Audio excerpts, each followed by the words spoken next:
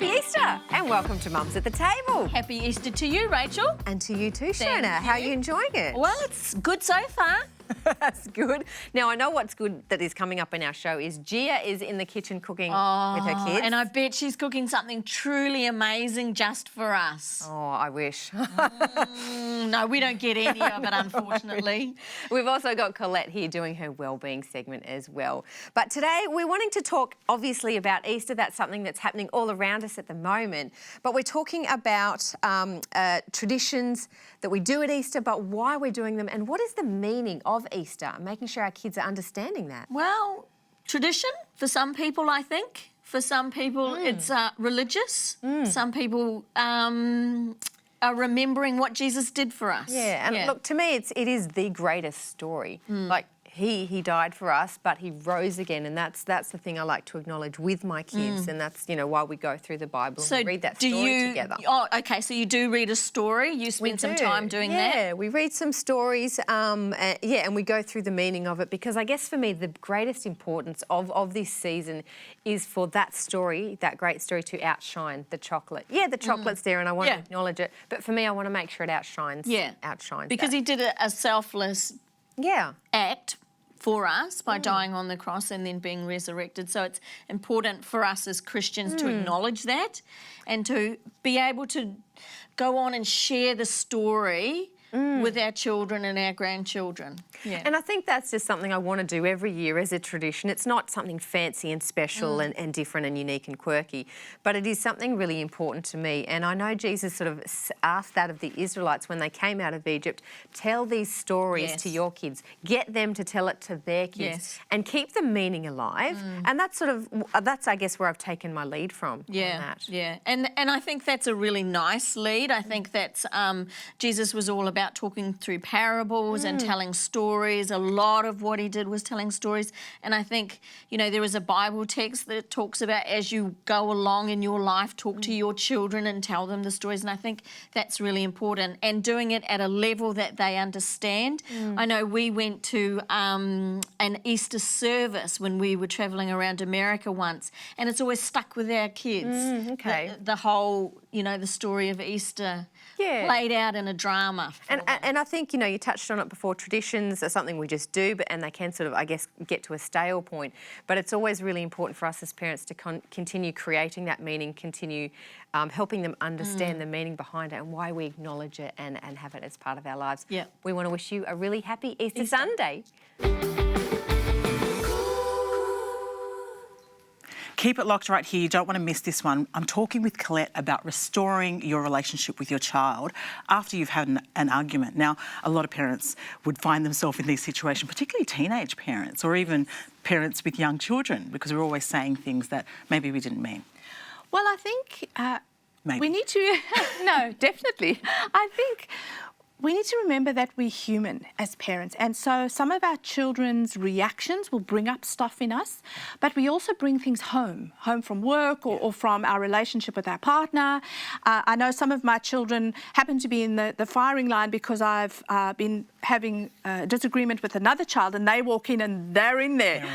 And so we all do that as humans, and it's just to be caring and forgiving of yourself, but then working towards restoring the relationship. And I think things that are important to do is, you're the adult, you need to take the steps first to restore the relationship. Yeah, so important. Yeah. Take accountability. Absolutely. Yeah. And even if your child is the one who started it or was in the wrong, as the adult, we have to be the one to pursue our child and work at taking steps to restoring the relationship. And so even if our child is rejecting us when we first try and make right with them, we need to give them some space. Particularly if we have been in the wrong and we've flown off the handle or we've raised our voices, give them some space to be upset with us. Allow them to also... So if they don't want to talk to you, if they've slammed the bedroom door shut, Just Yeah, let it be. Give them some time. Right. Heightened emotion isn't the time to try and repair or really talk through the issues. Yeah. It's time to just connect. And then if our child is withdrawing for a while, give them space, but say to them, I'm here with you. Hey, I'm here for you afterwards. And so even when our children are rejecting of us, we are the adults. We need to be the ones going forward to restore the relationship. Yeah. And then reflecting in hindsight on things that we might have done wrong and model to our children apologies. Yes. It's so powerful. Yeah, I love that. Thank you so much, because I think it's important as parents we remind ourselves, say sorry, Yes. be accountable. Yeah. It's okay, It's and about we're modelling. the adult. We're the Yes. adult, modelling those behaviours that our kids will carry that on to other people. Yes. Thank you so much, Colette, for those awesome tips. Okay, so today, you know, we're talking about Easter, we're talking about celebration. Yes. We're going to hit the topic of photos and I guess celebrating memories. But photos, they're not a thing of the past, but it's a very different look so and feel different. these days, isn't it? We've just come back from being on holiday, and my husband, you know, he's the one with the camera around his neck, and I'm like, oh, please walk 10 steps behind me. You can always find him. But he just click, click, click, click, click, and we have a zillion photos from an 8-day holiday, right? And has he always done this? Oh, always. And it's so hard. So I don't know about you, but I just think photos have lost their value a bit. Now that we've got iPhones and we've got that cloud up there somewhere that stores those photos that I don't know how to get back, they seem to have lost their value.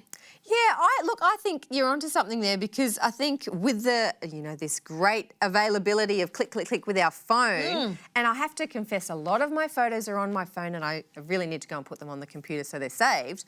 I think we do lose that value. Remember when you used to take the film into the shop, Yes. you'd hand it over Yes. in its little case, you'd take it out very carefully because all 12 of those or 24 of those were very precious. Yes. And if one came back overexposed, like your heart just Yeah, you wasted one. I'm a scrapbooker, so I still like to have hard copy photos, and so yeah, I treasure important photos. But also something that I've done recently has been make up photo books.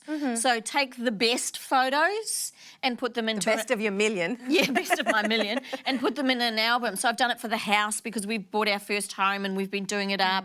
I've done it for our holidays. I've done it for the kids. Do you think, I was going to say, I think we appreciated the value of it because it Yes. was so hard and there was a cost And it was attached to it. expensive. Whereas now, and so maybe photos and memories aren't celebrated as much, do No, you think? I don't I think. recently looked through the royal family. There was an article and it's photos from way back, like Yep. from when they first started. Queen Victoria, she sort of started the photographic tradition, capturing their family. It was really interesting looking through their history, looking at how, not only how they sat for photos or what they wore, because that's always interesting, but the type of photos they Yes. were taking and how they're more candid. Obviously, they're going to evolve Yes. over time, but it was actually a beautiful celebration of their family. And you might complain about your million photos that you've got, but isn't it fun pouring through them? And don't kids love pouring through photos? Yeah, I know now, as they're older, my kids love to pour through the scrapbooks that So I've made. never stop taking photos. No. Today we are making chocolate bark. Of course we are. Today we are making chocolate bark. Now, because Easter's around the corner, and here, it's chocolate season. So chocolate season, Easter season, and I am sick of having to walk down aisles with my kids and them constantly saying, can I have some chocolate eggs? So we are gonna give you a healthier version of chocolate that you can make at home, that you and your kids can enjoy, but also will look great on your Easter table feast. Can we have a taste? You can have a taste, 100%. Okay, so can you help us? Yes, yes. So that's the chocolate, that's the cocoa powder. Can you put that in there? Good work, thank you. I'll take that. Can you put the coconut oil in there? This is cold pressed coconut oil. Yeah, and you can start stirring now, darling. Go on. Stirring, I love stirring. Stirring here, stirring there. We got maple syrup to sweeten it. Okay, we're gonna put some peanut butter. Peanut butter. Now we add a touch of salt. Can I put- Yeah, you can put a touch of salt in there. Okay, touch of salt. So what I've done is I've roasted hazelnuts and almonds in the oven at 180 for 10 minutes. Then I pulled it out and I put the coconut flakes in because they burn quite easy, and just left them in there for 2 minutes and they brown straight away.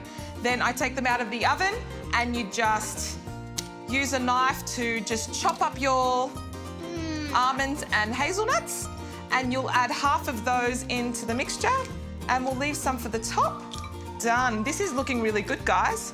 Now we're going to pour it. I've just got some baking paper and just a dish. Make sure it's a flat dish so you can pour it in there. All right, ready to go? Yep. Okay, and don't forget, Moses, you're going to put those on top, okay? Nobody else. Nobody else. Okay, done. Ready? Oh, Oh, did you want to lick that lids? I want it. Okay. Nice? Yeah. A Okay. bit dark. A bit dark. Now we're going to pour that in, Ooh. and it's going to be very wet, but we're going to put it in the freezer for at least 15 minutes. And then we're going to show you what the end result looks like. But before we do that, we're going to spread it across. It's going to be like a bark and it's going to break up. So we'll spread it. Okay, can you add those, Momo? And I'll add some of these. Wow, that looks really good. So this is what it looks like. And we are going to put that in the freezer. We're going to let it freeze for about 15 to 20 minutes and we'll be back to show you the end result. And we have our coconut oil chocolate bark. It's Easter season, it's chocolate season, and we've got one that we don't feel bad giving to our children. So this is what it looks like. It's set. I've put it in the freezer for about 20-30 minutes, and you're going to have to leave it in the fridge once you've cut it up. I'm going to cut it up to show you. This looks really, really good. The kids will love it. Your visitors will love it. And if you want to give it as gifts, just make sure they put it in the fridge when, when they've got it. Happy chocolate season. Enjoy our chocolate bark. That's good. Well, we want to wish you a really happy Easter, hey? Yeah. Happy Easter, ladies. Have a lovely weekend. Don't forget to enjoy this time with your kids. We've been given all those public holidays for a reason. Yes, use them. Spend some time with your family. Celebrate each other, celebrate God, and enjoy the time. Have a great one.